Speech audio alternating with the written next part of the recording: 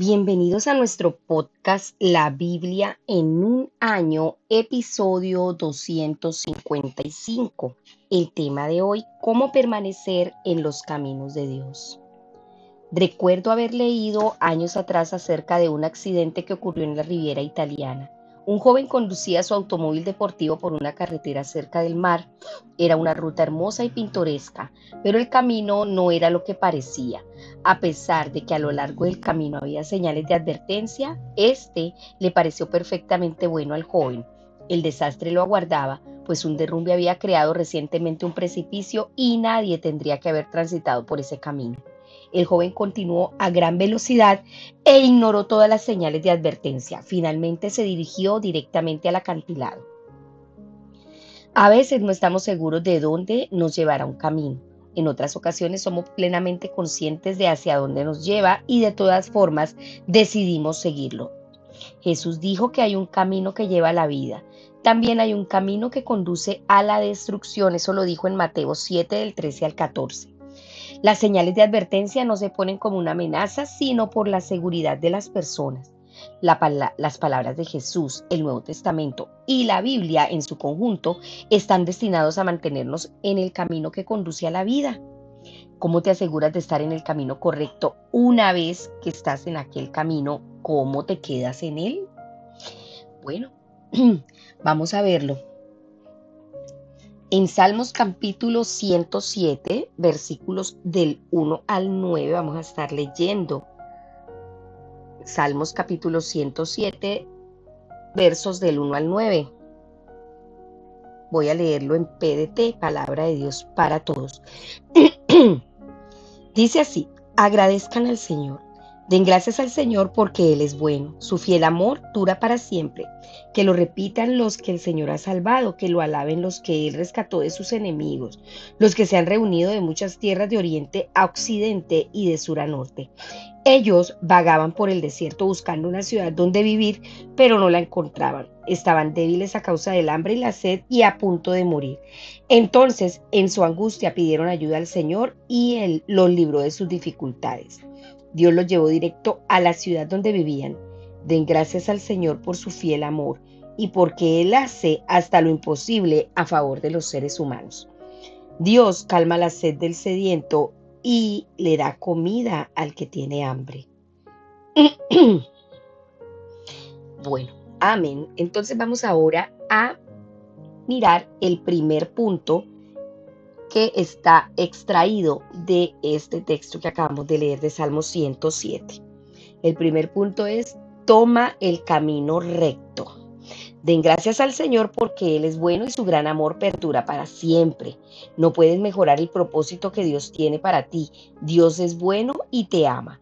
Él quiere lo mejor para tu vida y tiene un camino recto para ella. Él quiere que camines por sus senderos. Dice en el verso 7, los llevó por el camino recto hasta llegar a una ciudad habitable. No quiere que deambules por parajes desiertos sin dar con el camino a una ciudad habitable. Hambrientos, sedientos, y la vida se les iba consumiendo. La buena noticia es que donde sea que estés, puedes clamar al Señor. Cuando lo haces, Él apaga la sed del sediento y sacia con lo mejor al hambriento. En este salmo de acción de gracias por las muchas ocasiones que Dios liberó a su pueblo, el salmista dice 4 veces: en su angustia clamaron al Señor, y en cada ocasión Dios los rescata. Por otro lado, nada de lo que hayas hecho en el pasado te descalifica para ser parte del pueblo de Dios. El único requisito que debes hacer es clamar a Dios y ser redimido. La redención significa ser liberado por Dios. Jesús vino para hacer posible esta redención. Los redimidos del Señor están para contarlo. Háblale y cuéntale a los demás cómo el Señor te rescató. Vamos a orar. Vamos a decirle al Señor gracias. No sé si usted tiene hoy en su corazón rebosante de agradecimiento por el amor del Señor. Agradecimiento por tanta gracia y agradecimiento por habernos rescatado. Amado Señor, hoy quiero darte gracias por todas las veces en mi vida que he clamado a ti, en mis problemas, en mis angustias, en mis necesidades, Señor, en tantas dificultades, y tú me has sacado, tú me has librado de mi angustia. Hoy, Señor, te ruego que me dirijas. Te suplico, Señor, que me muestres el camino correcto por el que debo seguir y que me lleves de tu mano por ese camino. Ayúdame a andar por ese camino correcto, por ese camino recto que tú tienes trazado para mí. En el nombre de Jesús, amén. Muy bien, ahora les invito a que abran su Biblia en 2 Corintios capítulo 12. Vamos a leer desde el verso 11 hasta el verso 21. 2 Corintios 12 del 11 al 21. Recuerden que estamos leyendo en PDT, Palabra de Dios para Todos. Pablo ama a los creyentes de Corinto. He estado hablando como un tonto, pero ustedes me han obligado a hacerlo. Ustedes son los que deberían hablar bien de mí. Aunque yo no sea nada, tampoco soy en nada inferior a esos superapóstoles. Con las señales, milagros y maravillas que he hecho, les he demostrado pacientemente a ustedes que soy un apóstol. ¿En qué los he tratado a ustedes menos que a las otras iglesias, excepto en que no he sido una carga para ustedes? Discúlpenme si los ofendo. Ahora estoy listo para visitarlos por tercera vez, pero no seré una carga para ustedes. No busco lo que ustedes tienen, sino a ustedes mismos, porque no son los hijos los que tienen que ahorrar para sus padres, sino los padres para sus hijos. Me siento feliz de gastar todo lo que tengo, incluso a mí mismo, para ayudarlos.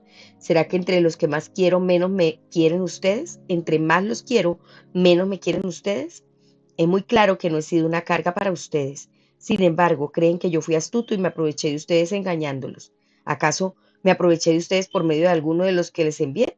Ustedes bien saben que no es así. Le pedí a Tito que los visitara y junto a él envié al hermano que ustedes conocen. ¿Acaso Tito los engañó? Ustedes saben que él y yo seguimos el mismo camino y tenemos el mismo propósito. ¿Creen que todo este tiempo nos hemos estado defendiendo? No es así.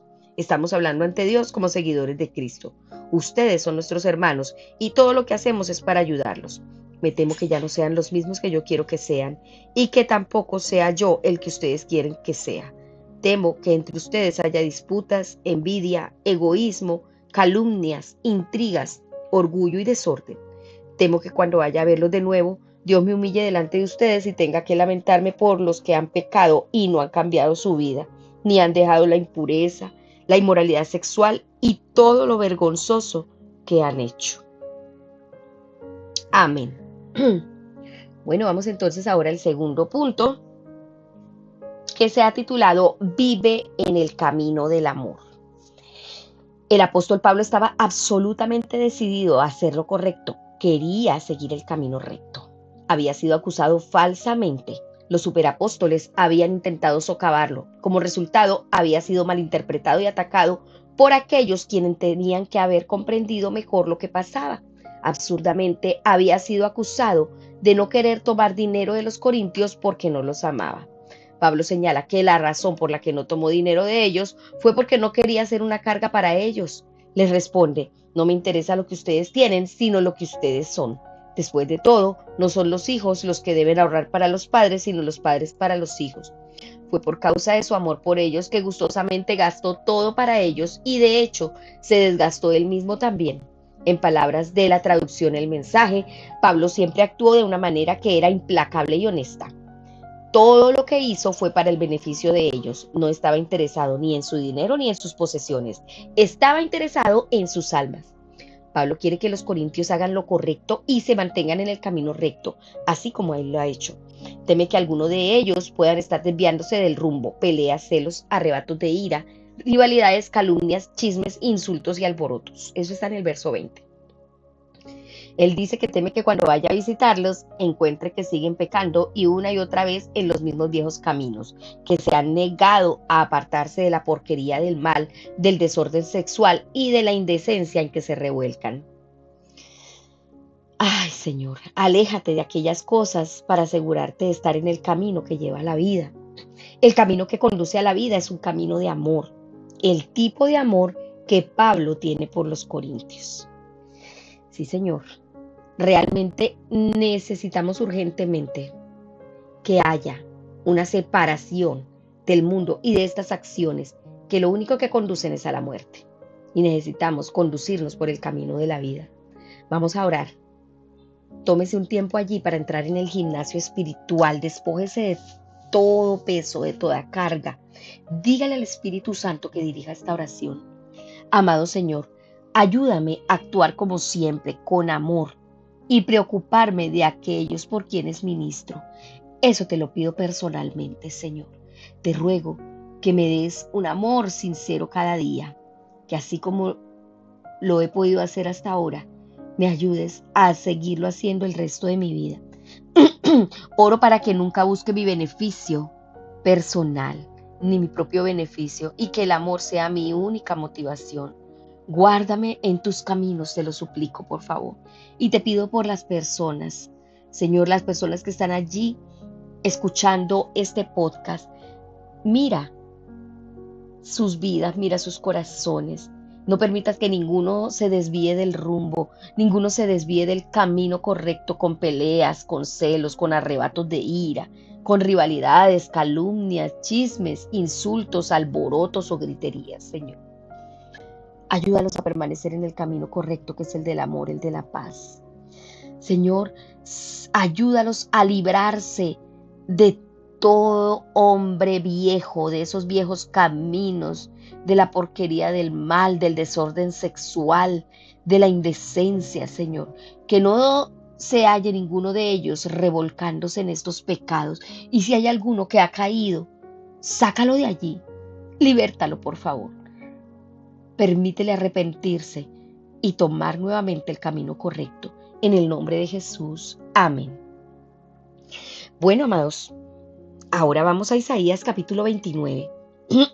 Abra su Biblia en Isaías capítulo 29. Vamos a leer todo el capítulo 29 y el 30. Castigo para Jerusalén. Qué mal te va a ir, Ariel. Ariel, la ciudad donde acampó David, pasará un año y luego otro, y se celebrarán las fiestas a su tiempo. Luego mandaré un desastre sobre Ariel. Habrá tristeza y llanto. La ciudad se convertirá en un altar para mí. Haré que acampen ejércitos a tu alrededor. Te rodearé de torres de empalizadas y levantaré torres de asalto para atacarte. Serás abatida y hablarás desde el suelo. Desde el polvo mascullarás tus palabras. Tu voz desde el suelo sonará como la de un fantasma. Desde el polvo tus palabras sonarán como un murmullo. Tus enemigos serán tantos como el polvo. La multitud de tiranos será como paja que vuela por el viento. Mas repentinamente, en un instante, vendrá el Señor Todopoderoso. Habrá truenos, terremotos, estruendos, tempestades, vientos fuertes y fuegos destructores. Todas las naciones poderosas que luchan contra Ariel, todas las que hacen la guerra, combaten contra sus fortalezas y la inquietan, pasarán como un sueño, como una visión en la noche. Igual que cuando alguien que tiene hambre se sueña comiendo, pero despierta y sigue en las mismas, o cuando alguien tiene sed y sueña que bebe algo, pero despierta y sigue débil y con sed. Así sucederá con todas las naciones que luchan contra el monte Sión. Sigan haciéndose los tontos y asombrándose. Háganse los ciegos y no vean. Embriáguense, pero no con vino. Tambaléense, pero no por la bebida. Porque el Señor ha derramado sobre ustedes un sueño profundo. Ha cerrado los ojos de ustedes, los profetas, y ha cubierto las cabezas de ustedes, los videntes. La visión de todo esto se ha convertido para ustedes en palabras de un libro sellado. Si se le da a alguien que sabe leer y se le dice léelo, entonces responderá, no puedo porque está sellado. Si se le da a una persona que no sabe leer y se le dice léelo, entonces responderá, no sé leer. El Señor dice, este pueblo viene a mí con palabras y me honra de labios, pero de labios para afuera, pero su corazón está lejos de mí. El culto que me rinden consiste en normas humanas repetidas de memoria. Por eso fíjense nuevamente, haré con este pueblo cosas sorprendentes, prodigiosas e increíbles. La sabiduría del sabio se acabará y se ocultará la inteligencia del entendido. Qué mal les va a ir a los que se esconden del Señor para ocultar sus planes, a los que hacen sus cosas en la oscuridad y dicen, ¿quién nos ve? ¿Quién nos conoce? ¿Cómo se han pervertido? Actúan como si el barro fuera igual al artesano. ¿Puede la obra decir de su creador, él no me hizo? ¿Puede el vaso decir del alfarero, él no tiene inteligencia? ¿Y no es verdad que el Líbano se convertirá pronto en campo de cultivo y el campo de cultivo se convertirá en bosque? Ese día el sordo oirá la lectura de un libro y el ciego que estaba en la oscuridad y la penumbra podrá ver. El humilde se alegrará de nuevo en el Señor y los necesitados encontrarán felicidad en el Santo de Israel. El dictador dejará de existir, el arrogante no permanecerá y todos los que están listos para hacer el mal serán destruidos. Son los que acusan falsamente a los demás de hacer el mal, los que ponen trampas al juez en el tribunal y los que mediante engaños se niegan a hacer justicia al inocente. Por eso el Señor, que rescató a Abraham, les dice esto a los descendientes de Jacob: el pueblo de Jacob dejará de estar en desgracia y su rostro perderá la palidez. Cuando vean entre ellos a todos los hijos a quienes yo hice, considerarán mi nombre santo. Estarán de acuerdo que el único Dios de Jacob es santo. Me respetarán a mí, el Dios de Israel. Los que andan confundidos entrarán en razón y los que se quejan aceptarán la enseñanza. Capítulo 30. Vamos a leer desde el verso 1 al 18. Que Judá confíe en Dios, no en Egipto. El Señor dice: ¿qué mal les irá a los hijos rebeldes que llevan a cabo sus planes en contra de mis deseos y confirman alianzas con una copa de vino, no con mi espíritu? Con eso amontonan sus pecados. Ellos bajan a Egipto sin pedir mi consejo, a pedir protección del faraón y a cobijarse bajo la sombra de Egipto. La protección del faraón no hará más que avergonzarlos. Cobijarse bajo la sombra de Egipto será su desgracia. Aunque sus funcionarios estén en Tanis y sus embajadores lleguen a Janés, todos serán avergonzados por causa de un pueblo que no les puede ayudar. No les será de ayuda ni provecho, lo único que les traerá será vergüenza y desgracia. Esta es una profecía acerca de los animales del Negev. Cargan su riqueza en burros y sus tesoros en los lomos de los camellos, por una tierra peligrosa y difícil llena de leonas y leones rugientes, de víboras y serpientes voladoras, los llevan a un pueblo que no les podrá ayudar. Egipto no sirve, la ayuda que brinda no es nada, yo lo llamo monstruo inútil. El pueblo de Judá se rebela contra el Señor. Ahora ve y delante de ellos escribe en una tablilla, escribe esto en un libro, para que quede de testimonio eterno para el futuro, porque este es un pueblo rebelde que se niega a obedecer, son hijos mentirosos, hijos que no quieren obedecer la enseñanza del Señor. Ellos les dicen a los videntes: no tengan visiones, y a los profetas: no nos profeticen la verdad, díganos mentiras, profeticen falsedades, quítense de en medio, dejen el camino libre, no nos pongan más frente al Santo de Israel. Debido a esto, el Santo de Israel dice: como se negaron a aceptar este mensaje, pusieron su confianza en la opresión y la deshonestidad, y se entregaron a todo esto, ese pecado será para ustedes como una grieta que se extiende en la muralla abultada y a punto de derribarse, cuya caída llega de repente en un instante. Su destrucción es como una jarra de barro, se rompe en 1000 pedazos, ni un solo pedazo sirve siquiera para sacar las basuras del fuego o agua del tanque. Por eso el Señor Dios, el Santo de Israel, dice: regresen, cálmense y permanecerán seguros, quédense tranquilos, confíen y serán fortalecidos. Pero ustedes se negaron y dijeron: no, huiremos en nuestros caballos. Por eso ustedes tendrán que huir. Y también dijeron ustedes: cabalgaremos rápido. Así que por decir eso, los que los persiguen a ustedes cabalgarán rápido. Uno de ellos podrá correr a 1000 de ustedes y 5 bastarán para que todos ustedes huyan, hasta que ustedes queden reducidos a unos pocos, como queda un palo en lo alto de un monte o una bandera sobre una colina. El generoso amor de Dios por su pueblo. Por lo tanto, el Señor espera para apiadarse de ustedes. Se levanta para mostrarles compasión, porque el Señor es un Dios de justicia. Afortunados los que esperan en Él. Amén. Tercer punto. Pregúntale a Dios acerca de sus planes para ti. Wow, esto es algo que debemos hacer a diario. Preguntarle al Señor cuáles son sus planes para cada uno de nosotros, para llevarlos a cabo, para nosotros caminar por esos planes. A veces hacemos nuestros propios planes de forma independiente o acudimos directo a otras personas para pedir ayuda sin preguntarle primero a Dios. Como Joyce Meyer dice: cuando tengas un problema, no vayas al teléfono, ve al trono. El profeta Isaías critica al pueblo de Dios por la forma en que hicieron sus planes. No consultaron a Dios y como resultado se fueron en la dirección equivocada. Habían ido a Egipto sin ni siquiera preguntarle a Dios. El problema es que en realidad no querían conocer los planes de Dios. Su adoración era una mera formalidad. Este pueblo dice que me pertenece, me honra de labios, pero su corazón está lejos de mí, y la adoración que me dirige no es más que reglas humanas aprendidas de memoria, lo dice en el verso 13 en la traducción Nueva Traducción Viviente. Jesús dice que aquellas palabras no fueron escritas simplemente para la gente de esos días de Isaías. Critica a los fariseos y a los maestros de la ley y les dice hipócritas.